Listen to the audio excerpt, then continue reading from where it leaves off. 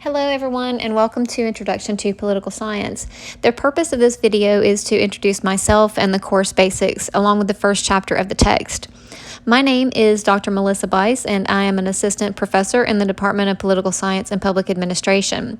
My specialty in political science is comparative politics and international relations, and I do research on marginalized communities, social movements, and political behavior around the world.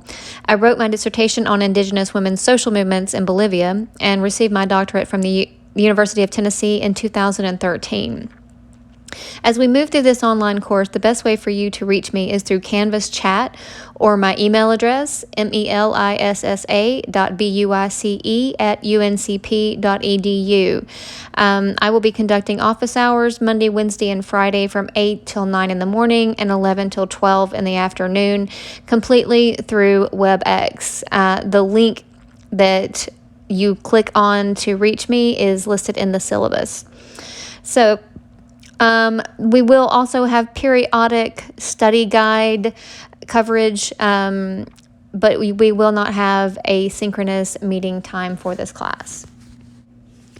So that means that we won't have much video interaction. Most of your work will be done through the Canvas learning management system.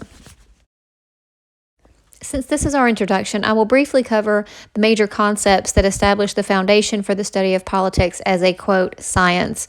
This information comes from Craig Parsons' Introduction to Political Science, How to Think for Yourself About Politics. You may use any edition of this book, by the way. The first step that we take is defining our terms, which is what we mean by politics, what we mean by political science. Politics is an area of human behavior that involves collective decision-making of some kind. So when we imagine politics as engaged in the Congress or the presidency or voting, then that is an accurate classification. A more simple definition of politics that shows how wide-ranging the effects of this type of political behavior is that politics is simply the use of power, power being the ability to make something happen that would otherwise not happen, and power over people. In this context, but also due to lessons from historical real life, most of us feel that politics is something we would be wiser and kinder not to get involved in. For that reason, a lot of people eschew politics. That's why it's one of the 3 things that are considered too rude to discuss at dinner parties. But can we really escape politics? Going back to the first definition, it involves collective decision-making, leading us to ask, decisions about what? Well, that's the thing. In society, those decisions could affect many aspects of your daily life, big and small. And if you're not involved in the decision-making, essentially, those decisions get made without you, which means that even if you're not involved, you cannot escape the impact of politics. So maybe it's better to understand how you can interact in a world where imperfect decision-making results in imperfect decisions. Information is the only way to make good decisions and minimize the impact of imperfect decisions on our lives. The only way for us to do that is to think critically. Now, critical thinking often is misunderstood as simply finding the holes in an argument you disagree with, and that is part of it. But critical thinking involves, first of all, understanding the real facts of a situation and understanding why you think that way about the issue. In addition, it involves entertaining alternative points of view and appraising what might be right about the other proposition. In essence, critical thinking asks us to disregard our own emotions and feelings about a topic and get beyond our gut reactions. And it encourages us to weigh evidence in order to come to our own conclusions, much like a jury does when forming a verdict. We use several different tools to aid critical thinking in political science.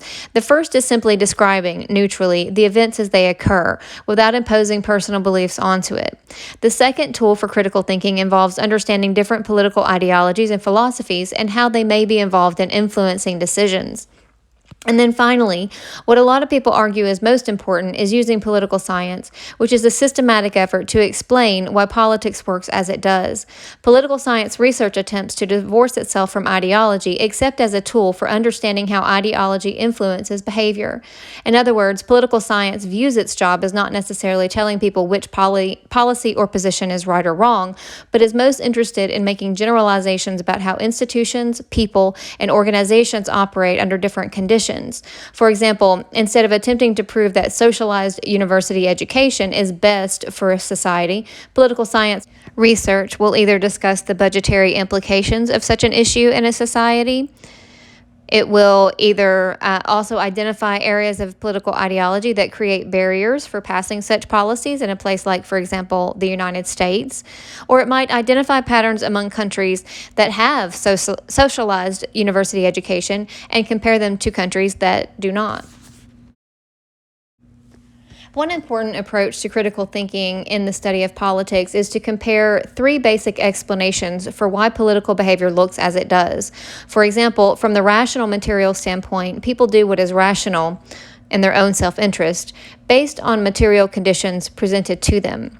This might include borders, property, geography, or it might include wealth, health, or any other important element of physical well-being. Very often, rational material explanations are couched as class or wealth conflicts. In contrast, the institutional explanation agrees that humans are rational, self-interested creatures and that they will take the most rational path given the institutional barriers they face.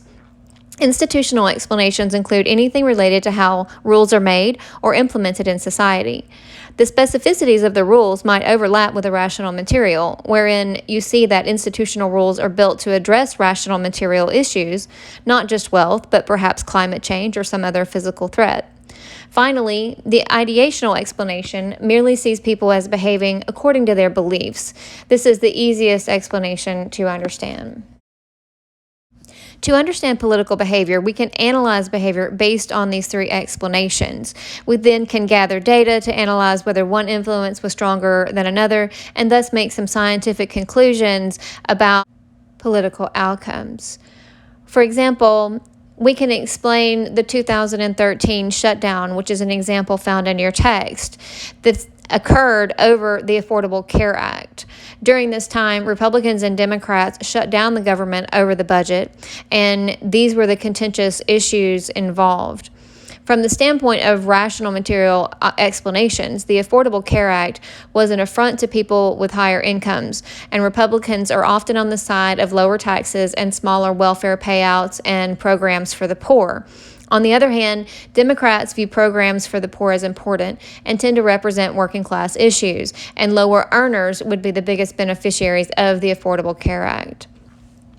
In another explanation of the shutdown in 2013, it was the rules of institutions that allowed for it. Specifically, the United States Constitution provides for checks and balances on three rather strong branches of government. Since the U.S. president did not have enough power to overcome the legislative branch at that time, but neither side was willing to compromise, they ended up in gridlock, and the shutdown resulted due to the rules guiding budgets. Finally, the argument could be made that competing ideologies over the role of government and healthcare were involved.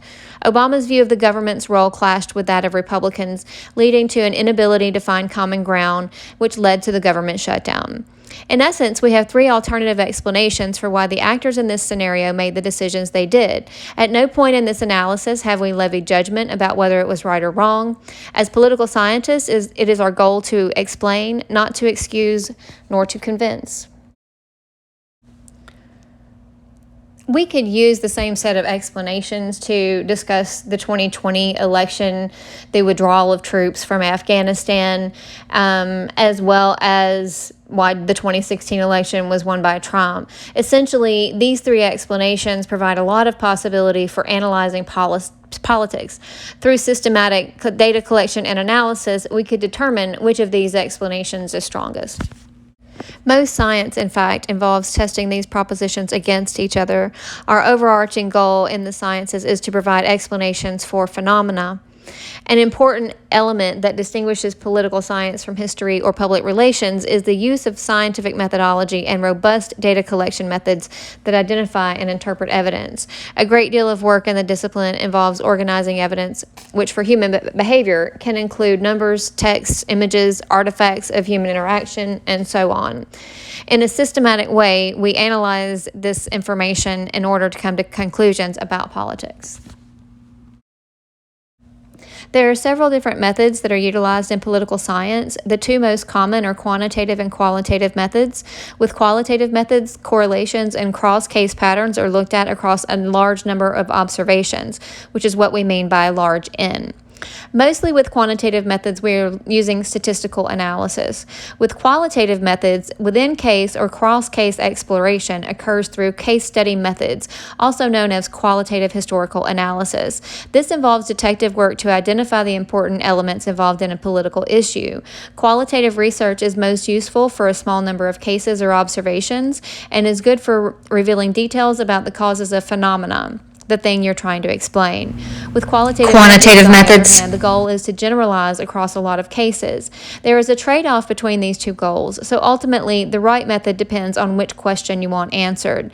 An example of this trade-off is the general pattern that we observe in election studies involving LGBTQ plus persons who often vote for Democratic candidates in large numbers. You can observe this by collecting data on a large number of people's vote choices and their sexual orientation or gender identity through a survey.